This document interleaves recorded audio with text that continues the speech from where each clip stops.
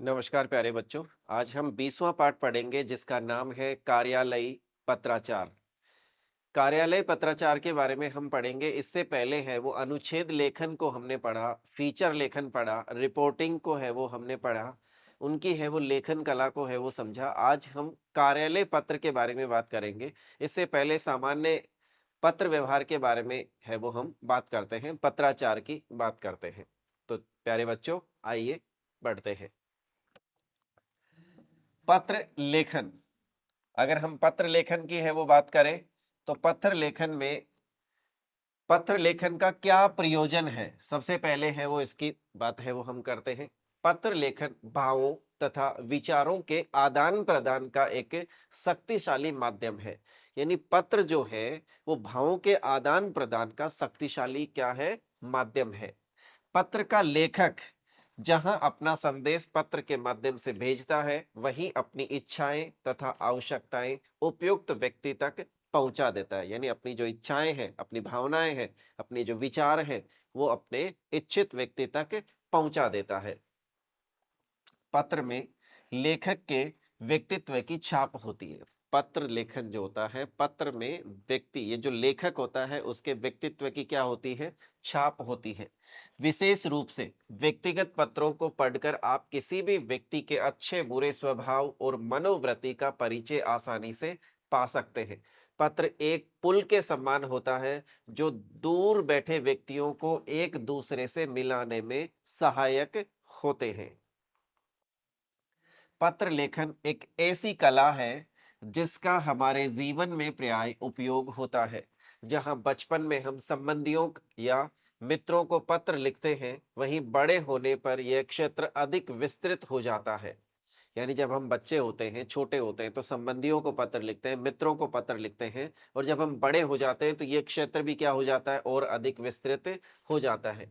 आजकल हम कार्यालय और व्यवसाय संबंधी पत्र भी अधिक लिखने लगे हैं। छोटी अवस्था में लिखे गए पत्रों में भावुकता का अंश अधिक होता है। छोटी अवस्था में जो लिखे गए पत्र है, उसमें भावुकता का अंश है वो ज्यादा होता है।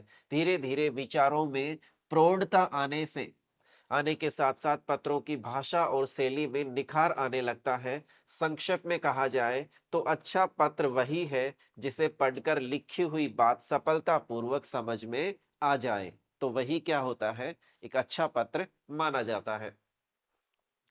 व्यापारी एक दूसरे को अपने व्यवसाय से संबंधित पत्र लिखते हैं। ग्राहक अनेक जानकारियां प्राप्त करने के लिए पत्र लिखते हैं। व्यापारी या दुकानदार को वस्तुओं को खरीद आदि के लिए ग्राहक भी पत्र लिखते हैं।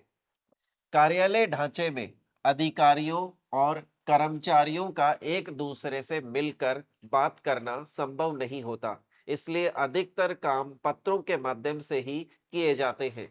इन सभी क्षेत्रों में पत्रों का प्रयोजन अलग अलग होता है, इसलिए ये पत्र अपने स्वरूप में भी एक दूसरे से भिन्न होते हैं। यानी ये जो पत्र है, ये अपने आप में स्वरूप में भी क्या होते हैं, अलग अलग होते हैं, भिन्न होते हैं। अच्छे पत्रों के गुण।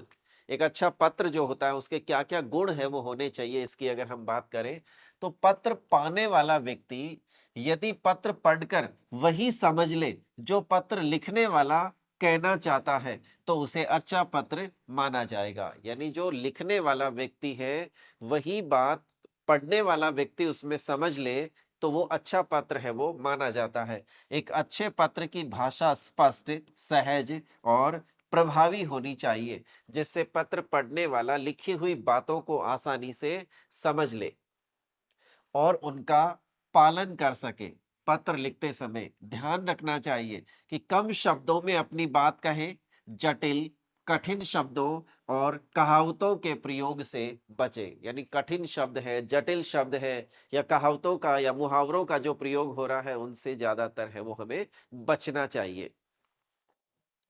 एक श्रेष्ठ पत्र में निम्नलिखित गुण होने चाहिए। एक श्रेष्ठ अगर पत्र उसी को माना जाएगा जिसमें ये गुण है वो पाए जाएंगे। कौन सा?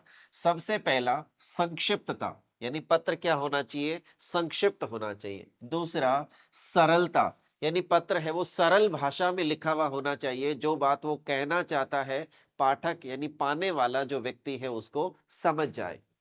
तीसरा है सहजता, भाषा उसकी कैसी होनी चाहिए, सहज होनी चाहिए, जो आसानी से है वो जल्दी से समझ में आ जाए। और प्रभावशीलता, यानी भाषा कैसी होनी चाहिए, यानी पत्र जो है वो प्रभावशील होना चाहिए, ताकि उसमें जो भी बातें कही है वो आसानी से है वो प्रभाव के साथ में समझी जा सके।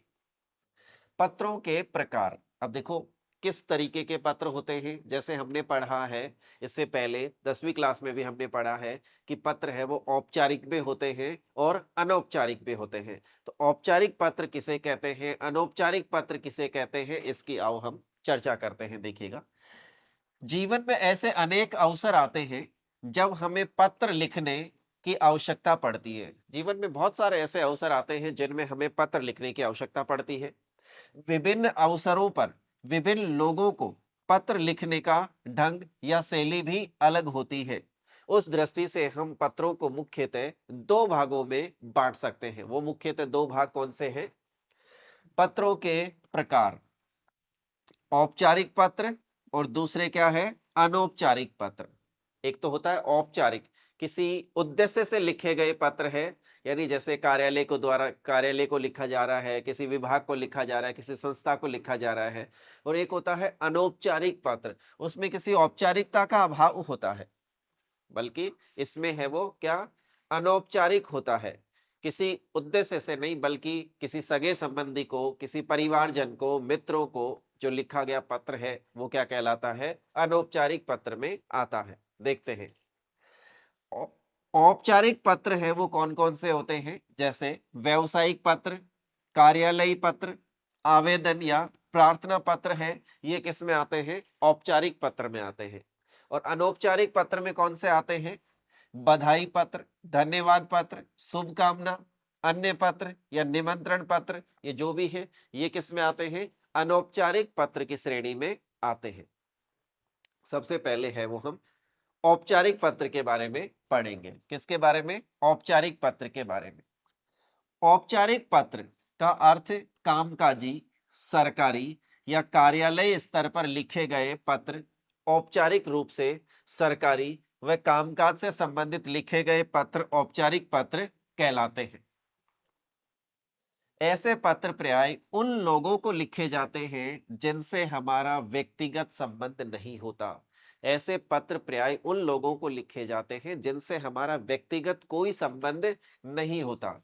इन पत्रों में हम केवल काम की बात करते हैं। संबंधों में दूरी के कारण इन पत्रों में भाषा की नियमबद्धता का पालन किया जाता है। औपचारिक पत्रों में अनौपचारिक पत्रों के समान ही आरंभ, संबोधन, विस्तार और समाप्ति नामक अंग होते हैं। इन अंगों में आने वाली सामग्री विषय के अनुसार बदल जाती है। उदाहरण देखिए, एक उदाहरण के माध्यम से है वो हम समझते हैं कि पत्र क्या होता है, कैसे लिखा जाता है। सबसे पहले देखिएगा, औपचारिक पत्र के अंग। औपचारिक पत्र के अंग क्या क्या होते हैं, देखो आप अगर देखेंगे तो इसके इस तरफ क्या लिखा हुआ है, सितंबर, यानी 20 सितंबर 2022। अब देखो दूसरी तरफ, यानी सेवा में अध्यक्ष, खेलकूद सामग्री भंडार, खेलगांव, नई दिल्ली। इसका आरंभ हो गया। उसके बाद में विषय में हमने लिखा खेलकूद की सामग्री में दोष। संदर्भ क्या है, आपका पिछला पत्र इस फला दिनांक को आया, दिनांक लिख दी, आपका पिछला पत्र जो दिनांक है वो हम लिख देंगे। अब संबोधन, महोदय, निवेदन यह है कि आपने जो सामग्री हमारे क्लब के लिए भेजी थी उनमें न तो सामग्री पूरी है और न ही ये आदेश के मुताबिक है। धन्यवाद, भाउदिए, मान सिंह, अमर स्पोर्ट्स क्लब, 92, पंजाबी बाग, नई दिल्ली। इस तरीके से हम है वो इसका समापन करेंगे। तो देखें, दूसरा क्या है, अनौपचारिक पत्र। हमने एक औपचारिक पत्र देखा, दूसरा क्या है, अनौपचारिक पत्र। अनौपचारिक पत्र अन प्लस है औपचारिक, अर्थात जो औपचारिक न हो, सरल तथा स्वाभाविक व्यवहार जिनमें कोई नियम या परिपाटी का बंधन न हो, अपने संबंधियों या मित्रों को मित्रों को लिखे गए पत्र अनौपचारिक पत्र कहलाते हैं। ऐसे पत्रों में हम संबंधी की कुशलता का समाचार पूछते हैं और अपनी कुशलता तथा अन्य समाचार लिखते हैं। इन पत्रों की भाषा बहुत सरल होती है। इनमें अपनापन का मिठास झलकता है। इसमें संवादात्मक भाषा का प्रयोग होता है। लगता है कि जैसे पास बैठे बातचीत कर रहे हैं। अनौपचारिक पत्रों के शुरू में हम सबसे पहले ऊपर दाईं ओर अपना पूरा पता लिखते हैं। यदि पत्र पाने वाला हमें बहुत अच्छी तरह से जानता है और यदि उसे हमारा पता भली भांति मालूम है तो हम वहां केवल स्थान का नाम लिख देते हैं या कुछ भी नहीं लिखते। पता न भी लिखा जाए तो भी उसके स्थान पर हम पत्र लिखे जाने की तारीख अवश्य लिखते हैं। इससे स्पष्ट हो जाता है कि पत्र किस दिन लिखा गया। अभिवादन अनौपचारिक पत्रों की एक विशेषता है, यानी अभिवादन है ये अनौपचारिक पत्रों की एक विशेष व्यवस्था है, वो यानी एक विशेषता है, वो मानी जाती है। क्या है?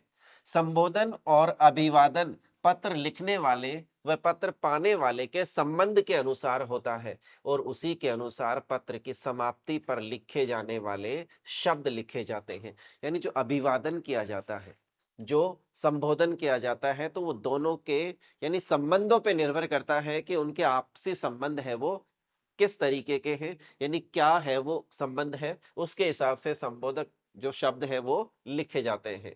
और उसका समापन भी है, समापन शब्द भी उसी के अनुरूप लिखे जाते हैं।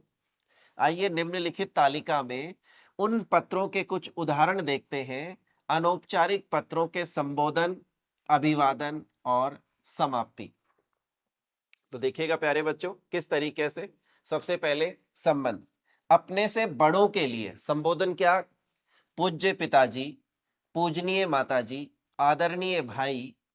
अभिवादन, चरण स्पर्श, प्रणाम, नमस्कार, सादर नमस्ते, ये है वो अभिवादन। और समाप्ति में क्या लिखेंगे?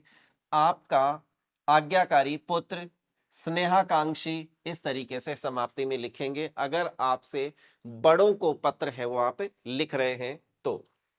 बराबर वालों को या मित्रों को, अगर आप बराबर वालों को लिख रहे हैं या मित्रों को पत्र लिख रहे हैं तो वहां पे संबोधन में प्रिय, प्रियवर, परम मित्र, इस तरीके से संबोधन है वो लिखेंगे। अभिवादन क्या करेंगे? नमस्ते, नमस्कार, सप्रेम नमस्ते, इस तरीके से अभिवादन। और समाप्ति में तुम्हारा मित्र, तुम्हारा अभिन्न मित्र, इस तरीके से समाप्ति में है वो लिखेंगे। इसके बाद में अपने से छोटों को, अपने से अगर लिखने वाला है उससे छोटों को पत्र वो लिख रहा है तो सबसे पहले संबोधन में क्या लिखेगा?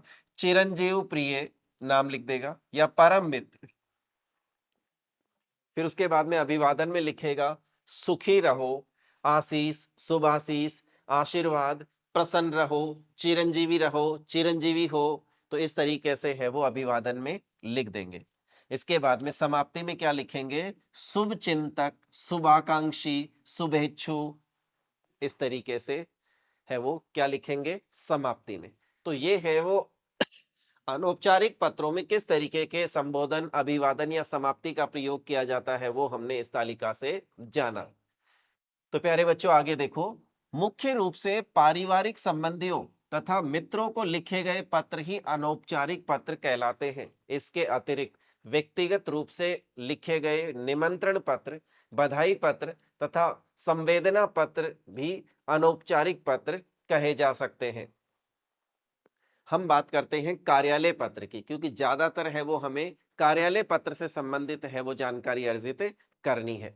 तो कार्यालय पत्र, क्योंकि हमारा जो शीर्षक है उसका नाम क्या है? कार्यालय पत्राचार। तो अब हम बात करते हैं कार्यालय पत्राचार की। पत्र साहित्य के संक्षिप्त परिचय के बाद हम अपने मूल विषय कार्यालय पत्र पर अपना ध्यान केंद्रित करते हैं। कार्यालय पत्र भारत सरकार के अधीन सरकारी अथवा अर्ध सरकारी विभागों के विविध क्षेत्रों से संबंधित होते हैं, अर्थात शिक्षा, स्वास्थ्य, खेलकूद, संस्कृति इत्यादि मंत्रालयों से संबंधित होते हैं। सूचनाओं का आदान प्रदान कार्यालयीय पत्र का मुख्य कार्य है। प्रशासनिक कार्य प्रणाली इन्हीं पर केंद्रित होती है। प्रशासनिक जो कार्य प्रणाली होती है वो इन्हीं कार्यालय पत्रों पर केंद्रित होती है। कार्यालय पत्राचार के बारे में विस्तार से समझने के लिए से पहले यानी समझने के पहले ये जान लेते हैं कि कार्यालय पत्र क्या है, कार्यालय क्या होता है। कार्यालयों के मुख्य ढांचे को कुछ इस तरह से समझते हैं। बैंक में बहुत से लोग काम करते हैं, बैंक में बहुत सारे लोग काम करते हैं। चपरासी से लेकर मुख्य प्रबंधक तक काम करते हैं।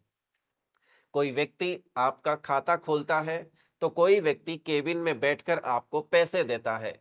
कोई आपके द्वारा दिए गए चेक या ड्राफ्ट को आपके खाते में जमा करता है तो कोई आपका ड्राफ्ट बनाता है। अनेक व्यक्ति ऐसे भी होते हैं जिनसे आपका सीधा संबंध नहीं होता, लेकिन वे भी बैंक की कार्यवाही में महत्वपूर्ण भूमिका निभाते हैं। प्रत्येक व्यक्ति को उसके पद के अनुसार कार्य दिया जाता है। ये तो एक छोटे से बैंक या शाखा की बात हुई। बहुत सी शाखाओं की एक मुख्य शाखा भी होती है और मुख्य शाखाओं का एक मुख्यालय भी होता है। मुख्य शाखा के माध्यम से इन शाखाओं के कार्य को संचालित किया जाता है। मुख्य शाखा के माध्यम से इन जो कार्यालय है इनको संचालित किया जाता है। इस प्रकार आपने देखा कि एक कार्यालय का कामकाज अनेक स्थानों पर अनेक अधिकारियों या कर्मचारियों द्वारा किया जाता है तथा उनके बीच पत्रों के माध्यम से कोई भी सूचना दी जाती है। यानी कोई भी सूचना है वो किसके माध्यम से दी जाती है? पत्रों के माध्यम से दी जाती है। विभिन्न मंत्रालयों, विभागों आदि के कार्यालयों के कामकाज के बारे में आप शायद नहीं जानते होंगे, लेकिन उनमें भी कामकाज का ढंग यही है। इनमें अनेक प्रकार के अधिकारियों की नियुक्ति की जाती है। अनेक प्रकार के अधिकारियों की क्या की जाती है? नियुक्ति की जाती है। सचिव से लेकर अनुभाग अधिकारी तक, इसे आप निम्नलिखित आरेख चित्र से भी समझ सकते हैं कि सचिव से लेकर के अनुभाग अधिकारी तक के इसमें है वो लोग मौजूद रहते हैं। तो देखिएगा ध्यान से, एक वृक्ष के रूप में है, ये कार्यालय का स्थान है। इसमें स्कंद या ब्यूरो, संयुक्त सचिव, विभाग यानी जो विभाग है उसका सचिव या अवर सचिव, ये एज ए इसका क्या है? तना यानी शीर्ष हो सकता है। अब इसमें जो प्रथम उप सचिव है, शाखाएं के रूप में क्या है? अवर सचिव है, ये जो पेड़ है। और अनुभाग अधिकारी होता है, यानी अनुभाग का जो अनुभाग अधिकारी होता है वो। तो ये इस तरीके से है, वो आप समझ सकते हो कि बहुत सारे लोग हैं वो इसमें मौजूद रहते हैं। कार्यालय पत्राचार के विभिन्न प्रकार, क्या क्या प्रकार होते हैं? देखिए, कार्यालय पत्रों की संख्या को लेकर विद्वानों के बीच मतभेद है। मोटे तौर पर निम्न प्रकार कार्यालय पत्र संज्ञान में आते हैं। 25 प्रकार के पत्र देखने में आते हैं। यथा देखिएगा कितने? 25 प्रकार के पत्र लगभग है वो हमें देखने में आते हैं। सबसे पहला देखो, शासनादेश या राज्यादेश, जिसको गवर्नमेंट ऑर्डर कहा जाता है, शॉर्ट में कहा जाता है जीओ, जैसे जीओ होता है उसको। तो गवर्नमेंट ऑर्डर यानी शासनादेश या राज्यादेश। दूसरा, सरकारी या शासकीय पत्र यानी ऑफिशियल लेटर। ऑफिस लेटर जो होता है उसको हम सरकारी या शासकीय पत्र कहते हैं। दूसरा, अर्ध शासकीय या अर्ध सरकारी पत्र यानी डेमी ऑफिस लेटर यानी डीओ। उसके बाद में अशासकीय या गैर सरकारी पत्र, अनऑफिशियल लेटर, और यूओ लेटर या फिर यूओ नोट। उसके बाद में परिपत्र होता है। परिपत्र को अंग्रेजी में क्या कहते हैं? सर्कुलर कहते हैं, परिपत्र। इसके बाद में देखो, कार्यालय आदेश, जिसको ऑफिस ऑर्डर कहा जाता है। कार्यालय आदेश जिसको हम ऑफिस ऑर्डर कहते हैं। कार्यालय शासन, ऑफिस मेमोरेंडम और ऑफिस मेमो कहते हैं इसको। तो कार्यालय शासन कि कार्यालय है वो किस तरीके से संचालित किया जाए, तो कार्यालय शासन भी इसी में आता है। इसके बाद में ज्ञापन होता है या ज्ञाप, इसको है वो मेमोरेंडम और मेमो कहते हैं। 9 नंबर है अधिसूचना विज्ञप्ति यानी नोटिफिकेशन, यानी जो नोटिफिकेशन होता है उसको है वो हम नोटिफिकेशन।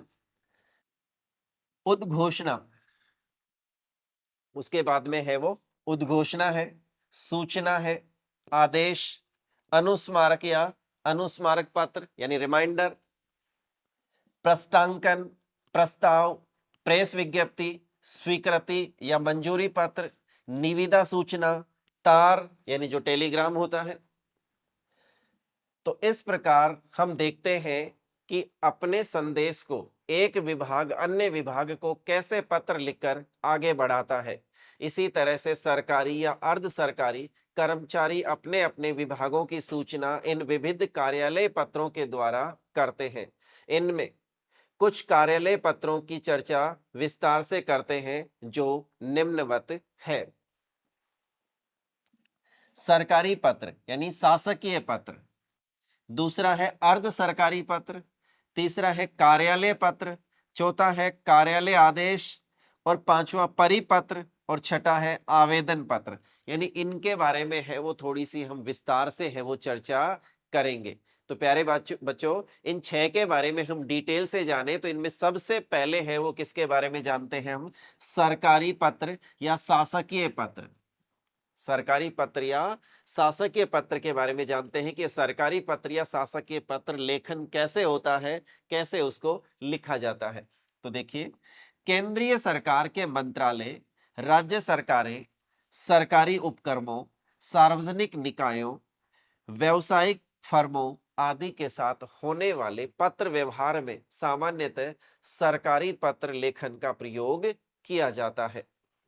भारत सरकार के मंत्रालयों के आपसी पत्र व्यवहार में भी सामान्यतः सरकारी पत्र लेखन का प्रयोग नहीं किया जाता। उसके लिए कार्यालय ज्ञापनों अथवा अर्ध सरकारी पत्रों आदि का प्रयोग होता है। नमूना देखिए एक पत्र का, संख्या, इसमें कोई भी आए वो आप संख्या। भारत सरकार संपदा निदेशालय, निर्माण भवन, नई दिल्ली, ये इसके पिन कोड लिखे हुए हैं, दिनांक 10 सितंबर 2019। इस तरीके से एक नमूने के रूप में है वो हम लिख देख सकते हैं इसको। आगे देखिए, सेवा में civil surgeon doctor Ram Manohar Lohia, अस्पताल, नई दिल्ली, पिन कोड। अब विषय, राम कुमार की डॉक्टरी परीक्षा, राम कुमार की डॉक्टरी परीक्षा के विषय है में है वो ये पत्र लिखा जा रहा है। महोदय, इस कार्यालय में राम कुमार की नियुक्ति उच्च श्रेणी लिपिक रूप में करने पर विचार किया जा रहा है। अनुरोध है कि उनकी डॉक्टरी परीक्षा करें और शारीरिक स्वास्थ्य का प्रमाण पत्र इस कार्यालय को प्रस्तुत करें। राम कुमार को उनकी डॉक्टरी परीक्षा के लिए आपके समक्ष 10 अक्टूबर 2019 को प्रातः 10:20 पे यानी 10:20 पे उपस्थित होने का निर्देश दिया गया है। घोषणा पत्र तथा डॉक्टरी प्रमाण पत्र के रिक्त प्रपत्रों की आवश्यक प्रतियां संलग्न है। राम कुमार के हस्ताक्षर कृपया आप अपने सामने करवाएं। यानी राम कुमार जो है उसके हस्ताक्षर है वो कृपया आप अपने सामने करवाएं, क्योंकि ये मेडिकल चेकअप जो जिसको हम आम भाषा में नॉर्मली है वो बोलते हैं उसे, तो इसको है वो क्या कहते हैं, डॉक्टरी प्रमाण पत्र। नीचे लिखेंगे भवदीय, अब कुछ भी यहाँ पे है वो नाम लिखा जाएगा। सहायक संपदा निदेशक प्रशासन प्रतिलिपि राजकुमार को प्रेषित, वह अपनी डॉक्टरी परीक्षा के लिए civil surgeon doctor Ashok Kumar. यानी इस तरीके से दोनों को है वो ये प्रति है वो भेज दी जाती है और कई बार कार्यालय के लिए भी एक प्रति है वो रख ली जाती है। राम मनोहर लोहिया अस्पताल, नई दिल्ली के समक्ष 10 अक्टूबर 2019 को प्रातः 10:20 पर उपस्थित हों और हस्ताक्षर सहायक संपदा निदेशक यानी प्रशासन वो है वो यहाँ पे हस्ताक्षर करते हैं। टिप्पणी, मुख्य पत्र की समाप्ति के बाद जो भाग प्रतिलिपि राम कुमार को से आरंभ हुआ है वह प्रस्तांकन है। तो इस तरीके से है वो हम सरकारी पत्र को के बारे में है वो जाना हमने। इसके बाद में अब दूसरे नंबर पे किसकी बात आती है? अर्ध सरकारी पत्र। अभी हमने किसके बारे में जाना? देखो, अभी हमने है वो एक नमूना देखा किसका? सरकारी पत्र का। किसका नमूना देखा? सरकारी पत्र का। ये सरकारी पत्र या फिर इसको क्या कहते हैं? शासकीय पत्र। अब दूसरे नंबर पे जो है वो क्या है? वो है अर्ध सरकारी, अर्ध सरकारी पत्र। अब ये अर्ध सरकारी पत्र क्या होता है प्यारे बच्चों? थोड़ा ध्यान से समझिएगा। अर्ध सरकारी पत्र का प्रयोग सरकारी अधिकारियों के आपसी पत्र व्यवहार में विचारों या सूचना के आदान प्रदान अथवा प्रेषण के लिए किया जाता है। जब किसी अधिकारी का ध्यान किसी मामले की ओर व्यक्तिगत रूप से दिलवाना हो, किसी मामले की विशेष स्थिति या पहलू पर विशेष रूप से ध्यान आकर्षित करना हो, तब भी इसका प्रयोग होता है। इस प्रकार का पत्र प्रथम पुरुष में मित्र भाव में भी लिखा जाता है। ये किस श्रेणी में लिखा, किस शैली में? प्रथम पुरुष में लिखा जाता है और मित्र भाव से ये लिखा जाता है, क्योंकि इसमें व्यक्तिगत रूप से जानकारी होने की वजह से ही इसको अर्ध सरकारी पत्र है वो कहते हैं। इसके आरंभ में प्रिय या प्रियवर या प्रियश्री होता है और अंत में आपका लिखा जाता है। यानी आपका लिख करके आगे जो भी, तो आपका ये है वो इसके अंत में लिखा जाता है और संबोधन के रूप में है वो प्रियश्री या फिर अभिवादन के रूप में है वो इस तरीके से लिखा जाता है। भेजने वाला अधिकारी इस पर नीचे अपना हस्ताक्षर करते समय अपना पदनाम नहीं लिखता है। यानी हस्ताक्षर करते समय वो क्या नहीं लिखता? अपना पदनाम नहीं लिखता है। इसी को हम क्या कहते हैं? अर्ध सरकारी पत्र है वो कहते हैं। इसका है वो आप नमूना है वो देखिए। सबसे पहले है वो उसने अपना नाम लिखा, कह कह गए जो भी उसका नाम है। भारत सरकार रेल मंत्रालय नई दिल्ली और दिनांक लिख देंगे। यानी इसके बाद में है वो दिनांक है वो लिखी जाएगी। प्रिय या प्रियवर, कृपया के बारे में अपना दिनांक, अर्ध सरकारी पत्र संख्या देखिए। मैं प्रयास जो भी है वो लिखेंगे से संबंधित नियमावली के मसौदे की एक प्रति भेज रहा हूं। यदि आप इसे पढ़कर इसके बारे में अपने विचार जितना शीघ्र हो सके मुझे लिख भेजें तो बड़ी कृपा होगी। इन नियमों को अंतिम रूप देने के लिए अगले महीने के अंत में एक अंतर विभागीय बैठक बुलाने का विचार है। सादर प्रिय, आपका और अपना नाम है वो लिख देते हैं। यहाँ पे पदनाम है वो नहीं लिखा जाता है। सरकारी पत्र और अर्ध सरकारी पत्र में अंतर। अभी आपने सरकारी पत्र और अर्ध सरकारी पत्र के बारे में जानकारी प्राप्त की और यह पाया होगा कि दोनों के ढांचे में पर्याप्त अंतर है। दोनों के जो ढांचा, जो नमूना है उसमें पर्याप्त क्या है? अंतर है। इस अंतर को हम इस प्रकार से देख सकते हैं। क्या क्या दोनों में है वो अंतर है, तो ध्यान से देखिएगा अंतर क्या है। सबसे पहले स्वरूप में अंतर। सरकारी पत्र में औपचारिकता होती है, ये औपचारिक है, और अर्ध सरकारी पत्र जो है अनौपचारिक। यानी इसका जो स्वरूप है वह अनौपचारिक है और इस सरकारी पत्र का औपचारिक। प्राप्तकर्ता का विवरण प्रेषक के नीचे लिखा जाता है, बल्कि अर्ध सरकारी पत्र में आपका के नीचे पृष्ठ के दाहिनी ओर है वो लिखा जाता है। फिर संबोधन में सरकारी पत्र में महोदय और अर्ध सरकारी में क्या लिखा जाता है? प्रिय, प्रिय या प्रिय जी या प्रिय श्री या प्रिय, इस तरीके से है वो संबोधन लिखा जाता है। आभार प्रदर्शन या धन्यवाद ज्ञापन नहीं किया जाता है किसमें? सरकारी पत्र में। और अर्ध सरकारी में किया जाता है, धन्यवाद ज्ञापन किया जाता है आभार प्रदर्शन है वो किया जाता है। इसके बाद में स्वयं निर्देश भौदीय, स्वयं के लिए क्या प्रयोग होता है? सरकारी पत्र में भौदीय लिखा जाता है, जबकि अर्ध सरकारी में आपका, आपका लिखा जाता है। प्रस्तांकन, सरकारी पत्र में प्रस्तांकन होता है, बल्कि अर्ध सरकारी पत्र में प्रस्तांकन नहीं होता है। तो ये चीजें हैं वो आप है वो इसके बारे में है वो देखें कि सरकारी पत्र और अर्ध सरकारी पत्र में क्या दोनों में सामान्यतः अंतर होता है। तीसरा हम पढ़ते हैं कार्यालय ज्ञापन। ये कार्यालय ज्ञापन क्या होता है, किसे कहते हैं कार्यालय ज्ञापन? तो प्यारे बच्चों समझते हैं हम, ध्यान से देखिए। इसका प्रयोग अधीन प्राधिकारियों के पास ऐसी सूचना भेजने के लिए किया जाता है जो सरकारी आदेश के समान नहीं है। इसका प्रयोग किसी मंत्रालय या प्रभाग के भीतरी पत्र व्यवहार के लिए होता है। यह अन्य पुरुष, ये कौन सी शैली में होता है? अन्य पुरुष में लिखा जाता है तथा इसमें संबोधन तथा अधोलेख नहीं होता। सिर्फ अधिकारी के हस्ताक्षर तथा उसका पदनाम होता है। पाने वाले का नाम और या पदनाम हस्ताक्षर के नीचे पृष्ठ की बाईं ओर लिखा जाता है।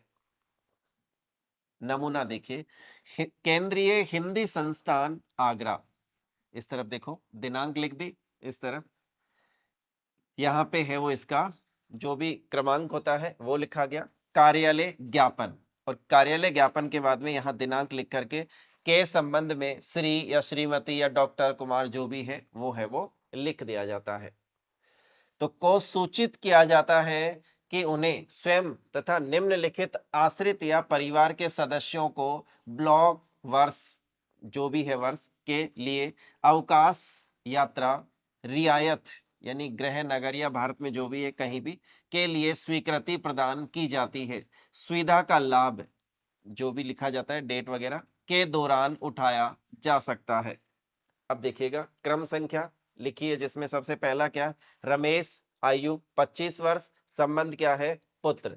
तो इसके संबंध में उन्हें उपयुक्त कार्य के लिए स्वयं अग्रिम स्वीकृति दी जाती है, यानी यहाँ पे जो भी स्वीकृति देने वाला है तो अग्रिम स्वीकृति दी जाती है।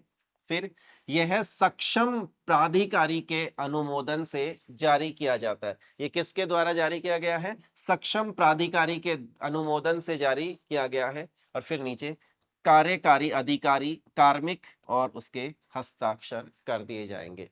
इस तरीके से ज्ञापन है वो लिखा जाता है। देखिएगा सेवा में फिर प्रतिलिपि, लेखा अधिकारी कृपया सूचना और आवश्यक कार्रवाई के लिए, इस तरीके से लिख करके वो आगे भेजता है। फिर अगला आता है 4 नंबर कार्यालय आदेश। ये कार्यालय आदेश क्या होता है, इसको है वो ध्यान से हम समझते हैं प्यारे बच्चों। विभिन्न विभाग अथवा कार्यालय अपने कर्मचारियों की छुट्टी, तैनाती, उनके अथवा अनुभाग के बीच काम के विवरण आदि से संबंधित आदेश कार्यालय आदेश के रूप में जारी करते हैं। यानी जो भी विभाग होता है या कार्यालय होता है अपने कर्मचारियों से संबंधित, यानी कब उनको छुट्टी देनी है, कब कौन सा काम है वो उनके लिए निर्धारित है, कौन सा है वो उनको पदभार दिया गया है, क्या क्या उनके लिए है वो कार्य है, तो उसकी तैनाती इस में है वो की जाती है। इसको है वो कार्यालय आदेश है वो कहा जाता है। इस प्रकार के पत्रों में सदैव अन्य पुरुष का ही प्रयोग किया जाता है। इसमें भी किसका प्रयोग किया जाए? अन्य पुरुष शैली का प्रयोग है वो इसमें किया जाता है। ये औपचारिकता से पूर्णतः मुक्त होते हैं। इसमें औपचारिकता का ज्यादा है वो समावेश नहीं रहता है। इसमें यानी किसके प्रति है वो आदेश निकाला जाता है, तो ये आदेश कार्यालय आदेश की एक पंजिका होती है जिसमें है वो हम देखते हैं इसको। देखिएगा जैसे आदेश कैसे, केंद्रीय हिंदी संस्थान आगरा, यहाँ पे इसके क्रमांक लिखे गए हैं, दिनांक लिखी गई है। इसके बाद में कार्यालय आदेश क्या है? कार्यालय आदेश श्री या सुश्री जो भी नाम है या नाम आ जाएगा को सूचित किया जाता है कि संविदा अवधि 3 महीने के लिए अर्थात 16/7/2022 से 15/10/2022 तक निर्धारित नियमों तथा शर्तों पर बढ़ाई गई है। यह सक्षम प्राधिकारी के अनुमोदन से जारी किया जाता है। कार्यकारी अधिकारी या कार्मिक यहाँ पे क्या करते हैं? हस्ताक्षर करते हैं। प्रति विवरण संबंधित व्यक्ति को, संबंधित अधिकारी को, मुख्य लेखा अधिकारी को और कार्यालय आदेश फाइल, जो कार्यालय आदेश है उस फाइल में भी है वो लगा दिया जाता है। तो इस तरीके से है वो ये कार्यालय आदेश है वो होता है। इसके बाद में 5 नंबर हम पढ़ते हैं परिपत्र। ये परिपत्र क्या होता है? ऐसे पत्र कार्यालय ज्ञापन जो अनेक स्थानों को सूचना देने अथवा सूचना मांगने यानी मंगाने के लिए एक साथ एक रूप में भेजे जाते हैं, परिपत्र कहलाते हैं। यानी कोई विशेष सूचना होती है, अनेक कार्यालयों को या तो देनी होती है या एक साथ में मंगवानी होती है, तो इस तरीके के परिपत्र का प्रयोग है वो किया जाता है। जैसे नमूना देखिएगा, ये फाइल यानी क्रमांक है, दिनांक यहाँ पे ऊपर लिखी गई है, परिपत्र इस तरीके से। गणतंत्र दिवस के अवसर पर इग्नू के माननीय महोदय कुलपति नई दिल्ली में 15 अगस्त 2019 को प्रातः 10:20 पर राष्ट्रीय ध्वज फहराएंगे। साथ ही कुलपति विश्वविद्यालय के समस्त अधिकारियों और कर्मचारियों के साथ विशेष बैठक लेंगे। विश्वविद्यालय के सभी अधिकारियों या कर्मचारियों से अनुरोध है कि ध्वजारोहण समारोह में भाग लें। सहायक निदेशक यानी प्रशासन और हस्ताक्षर कर देगा।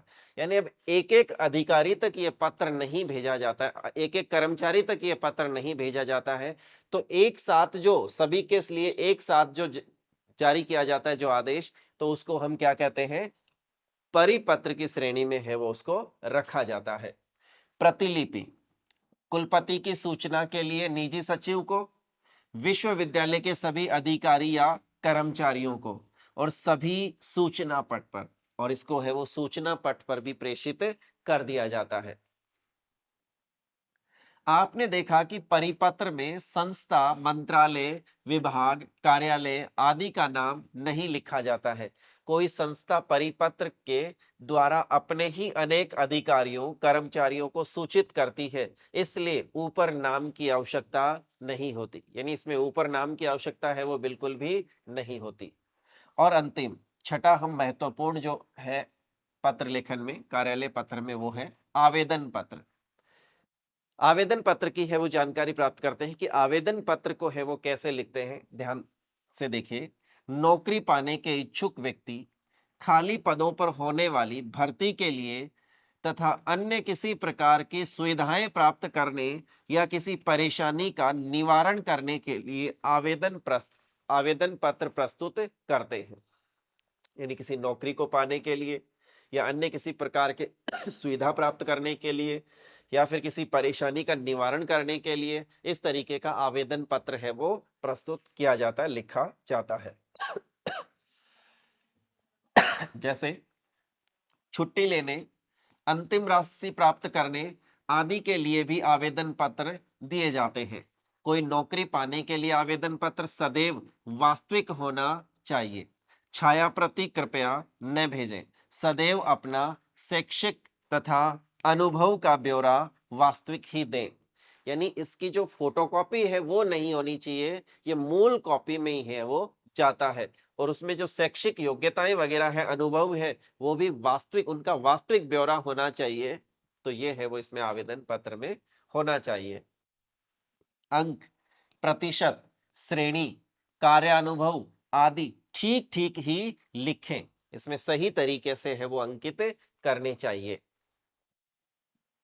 नमूना देखिए, सेवा में प्रधानाचार्य, गवर्नमेंट कॉलेज दिल्ली महोदय, फिर उसके बाद में क्या लिखेंगे, विषय लिख देंगे, या फिर आपके द्वारा 20 सितंबर 2019 के दैनिक जागरण में प्रकाशित विज्ञापन के संदर्भ में मैं हिंदी के प्राध्यापक पद के लिए स्वयं को प्रार्थी के रूप में प्रस्तुत करना चाहता हूं।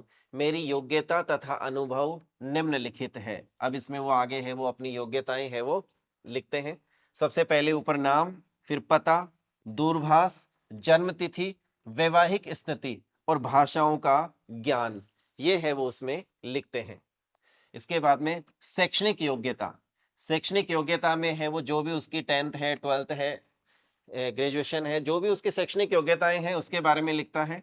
अध्यापक अनुभव लिखता है कि कहाँ कहाँ उन्होंने है वो पहले पढ़ाया है, तो उसका अनुभव भी है वो इसमें दर्ज कर देते हैं। इसके बाद में रुचि एवं खेल, कि उनके कौन कौन से विषय में रुचि है, कौन कौन से क्षेत्र ऐसे हैं जिनमें उनकी रुचि है, या कौन सा खेल खेलना पसंद करते हैं। लेखन अनुभव उनका कैसा है, किस तरीके का लेखन है वो अनुभव है, वो भी इसमें है वो लिखा जाता है। प्रमाण पत्रों की प्रतियां, आवेदन पत्र के साथ संलग्न है। यानी जो प्रमाण पत्र जो भी मिले हैं उनकी जो फोटोकॉपी है यानी उनकी जो प्रतिलिपि है वो उसमें साथ में संलग्न कर दी जाती है। दिनांक नीचे लिख दी जाती है और लिखा जाता है भवदीय और वो अपना नाम वगैरह लिख देते हैं। ये आवेदन पत्र का एक नमूना मात्र है। आवेदन पत्र अनेक प्रकार के हो सकते हैं और उनमें दी जाने वाली सूचनाएं भी भिन्न तथा अधिक हो सकती है। जिस भी क्षेत्र में आवेदन किया या फिर आवेदन किया जा रहा है उसके अनुसार जीवन वृत्त यानी एक बायोडाटा जो होता है वो बनाना चाहिए और अधिक से अधिक सूचनाएं देनी चाहिए। गलत सूचनाएं कभी भी नहीं देनी चाहिए। आत्म प्रशंसा से बचें। ऐसे नहीं कि उसमें खुद की प्रशंसा के बारे में कुछ है वो लिखा हुआ है तो आत्म प्रशंसा से उसमें आपको बचना होगा। आत्मविश्वास के साथ क्रमवार सूचनाएं व्यवस्थित करें। यानी आत्मविश्वास के साथ में क्रमवार यानी क्रमानुसार उसमें सूचनाएं हैं वो व्यवस्थित आपको करनी है। तो इस तरीके से है वो हम आवेदन पत्र है वो लिख सकते हैं। अलग अलग है वो क्षेत्रों में है वो लिखा जा सकता है।